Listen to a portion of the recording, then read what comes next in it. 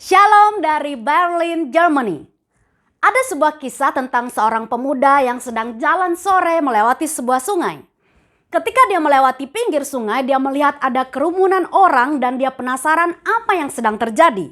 Kemudian seseorang bercerita bahwa ada satu orang yang tenggelam dan mereka berusaha menyelamatkannya dengan memberikan nafas buatan.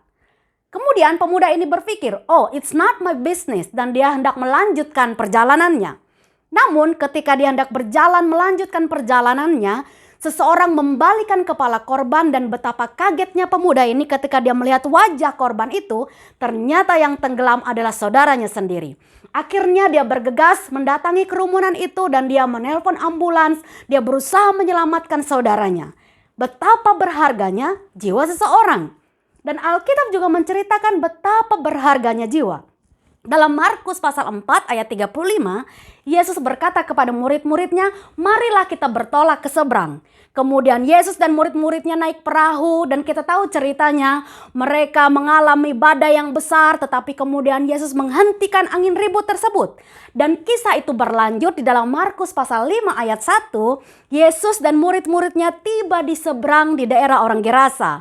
Dan 20 ayat berikutnya menceritakan bagaimana Yesus bertemu dengan seorang gila yang dirasuki roh legion. Yesus melepaskannya, membebaskannya, dan menyembuhkannya.